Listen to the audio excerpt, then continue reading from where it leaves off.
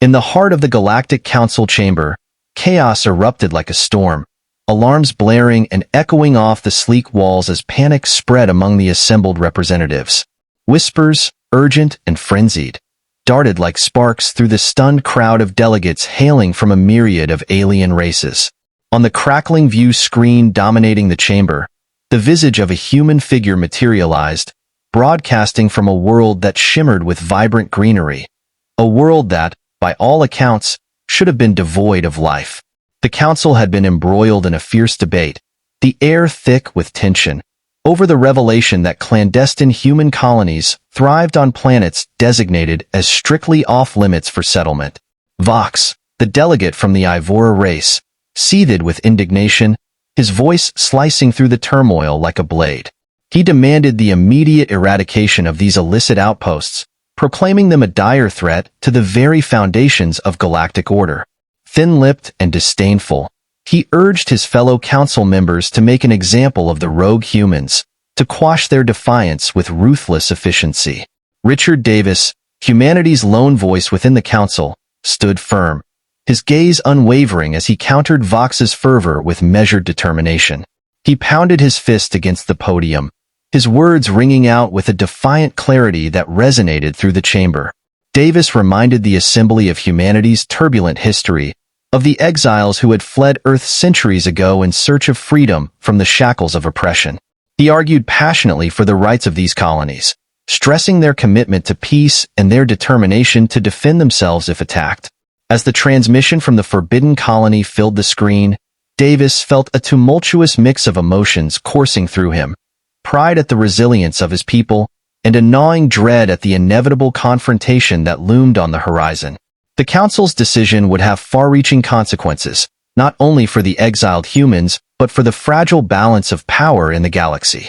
And as he watched the face of his fellow human broadcasting from a world that shouldn't exist, Davis grappled with the weight of uncertainty, wondering if peace could ever be achieved in a universe fraught with conflict and defiance. The chamber fell into an eerie silence as all eyes fixated on the holographic image of a weathered human figure, clad in a ragged uniform. Captain Amelia Rivers, her features streaked with blood and grime, stood amidst the smoldering ruins of what was once a bustling colony. "This is Nova Prime," she declared, her voice trembling with raw emotion. "We're under attack by an unidentified alien force.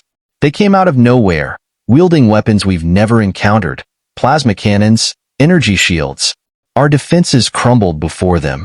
Behind Rivers, a building erupted into a shower of green flame, casting chaotic shadows across the devastated landscape. The air echoed with anguished screams as debris rained down upon the beleaguered survivors. "We've sent distress signals to Earth," Rivers continued, desperation seeping into her words. "But there's been no response. We're running out of time. We need help now." Vox leaned forward, his eyes gleaming with calculated malice. "This is the perfect opportunity for the Council to assert its dominance over these renegade colonies," he proclaimed. "I propose we deploy the Galactic Council peacekeeping force to secure the colony and neutralize this alien threat." But James Sullivan, humanity's steadfast advocate within the Council, vehemently opposed Vox's suggestion. "No way," he retorted, rising to his feet. "We won't subject our people to the same force that wreaked havoc on Krell Prime. I'll lead a team of human exiles to assist the colonists and uncover the truth behind these attacks." Despite protests from Vox and others, Sullivan's resolve remained unshaken. "I have a team of seasoned veterans ready to face this challenge," he declared. "We'll handle this." As dusk settled, Sullivan gritted his teeth, gesturing toward the smoldering ruins of the central building. "There might still be survivors. Fan out and search for any signs of life," he commanded, his voice resolute, "and keep an eye out for those Zon bastards." The trio of exiles moved cautiously through the debris, their combat armor gleaming in the flickering light of the fires that engulfed the colony. Suddenly, a burst of plasma fire erupted from a collapsed wall, narrowly missing Rivers' head. "Incoming!" she yelled, diving for cover behind a smoldering hover truck. Thompson and Sullivan swiftly returned fire, their advanced human weapons unleashing a torrent of bullets that tore through the Zon's energy shields. The aliens retaliated, their plasma weapons leaving glowing craters in the ground. The elder paused, then, in a startling display of interspecies trust, continued.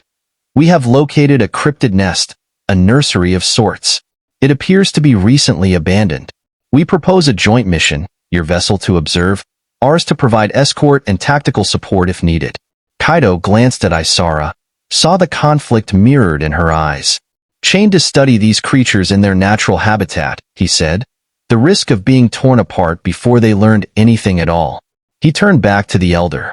We accept. The journey to the nest was a strange, silent one.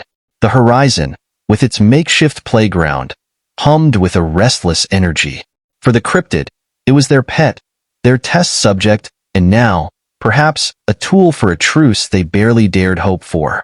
The cryptid nursery was an obscene sight. Asteroids pockmarked with gargantuan claw marks, littered in a desolate nebula.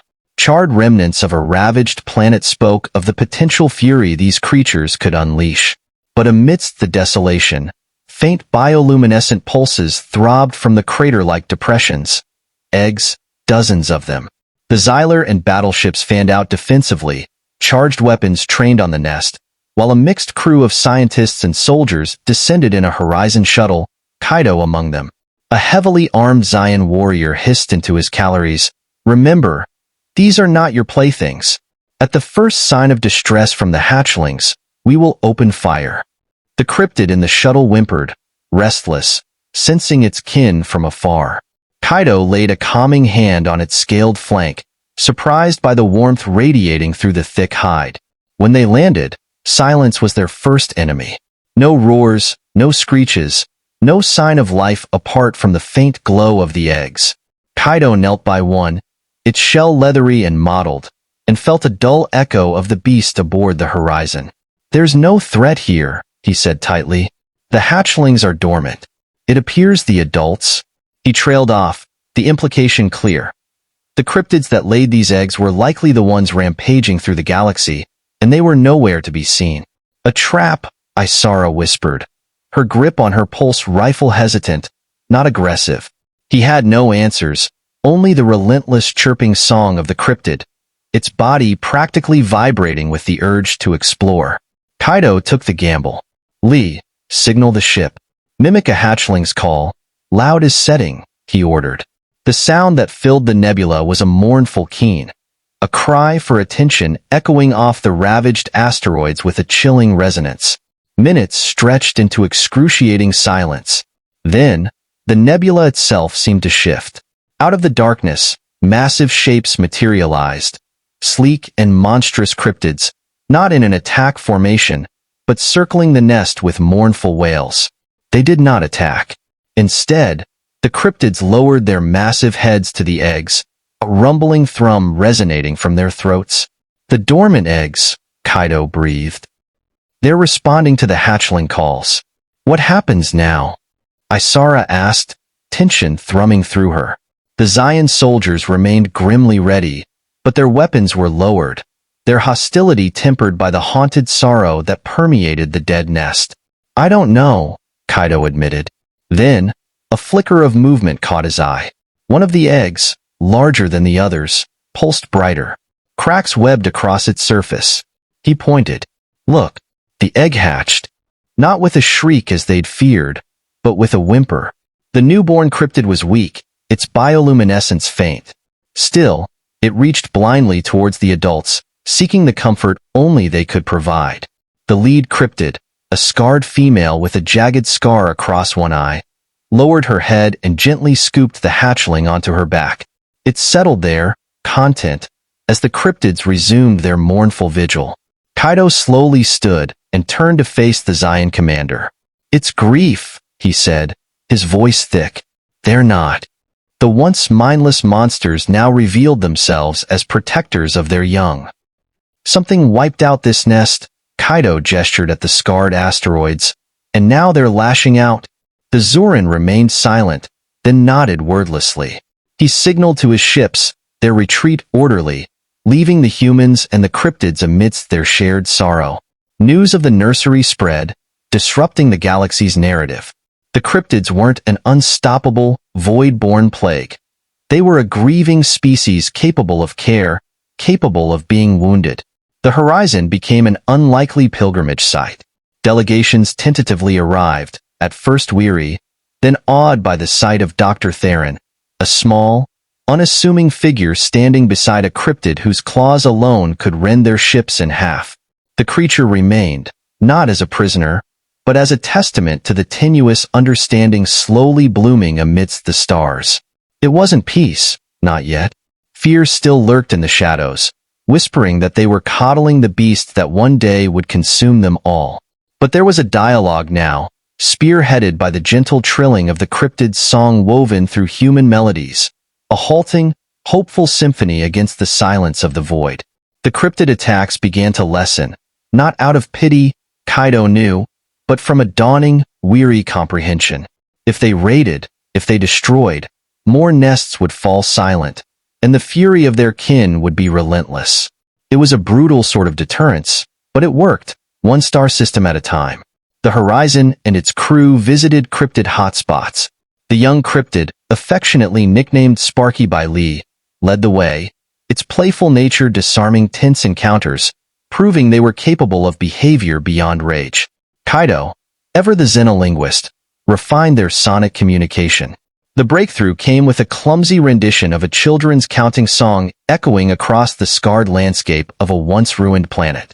It wasn't the song itself, but the patterns within it, counting, the assigning of value. A higher level of cognition the galaxy hadn't credited the cryptids with. Bartering began soon after, raw materials easily replenished in exchange for the cryptids moving their migratory paths away from populated systems. Fragile agreements built on music and mathematical equations formed the bedrock of a tenuous truce. Years turned into a cautious decade. The cryptids remained enigmatic, their social structure still a puzzle Kaido's team tirelessly worked on. But that very mystery forced the galaxy to reconsider their tactics.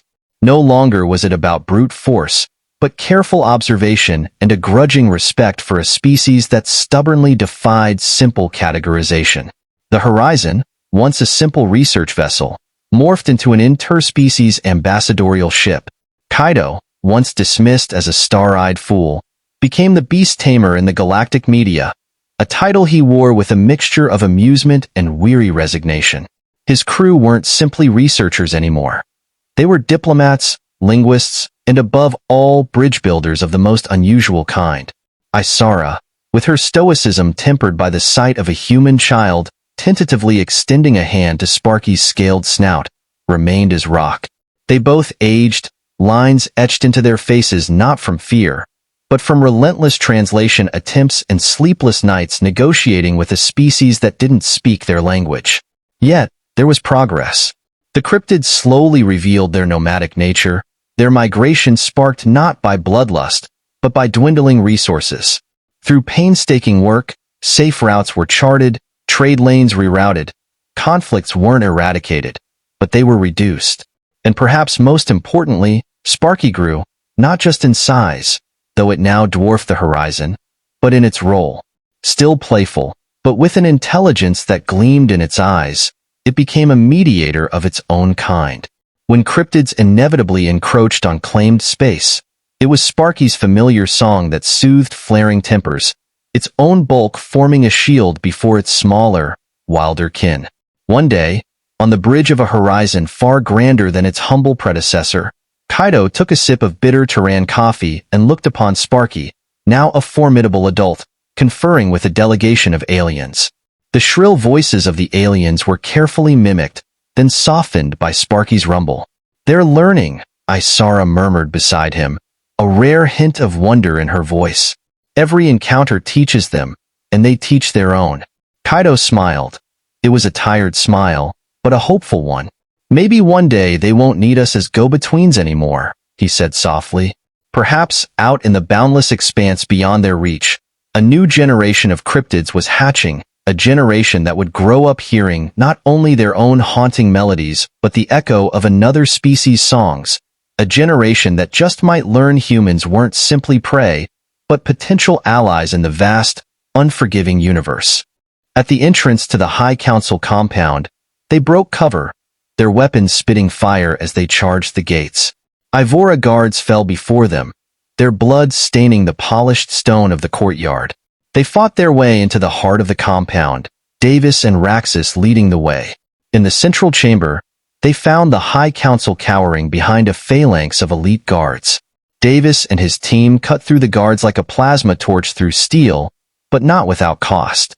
One by one, their warriors fell until only Davis and Raxus remained, surrounded and outnumbered. Faced with the choice between death and capitulation, the High Council surrendered. The war was over. In the aftermath, a new treaty was signed, recognizing the sovereignty of the exile colonies and granting humans and Krell equal representation on a reformed Galactic Council. But for Davis, the victory was hollow. Too many had died, too many friends lost.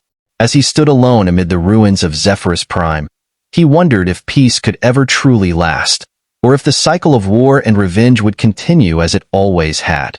The galaxy had changed, but at what cost? Only time would tell.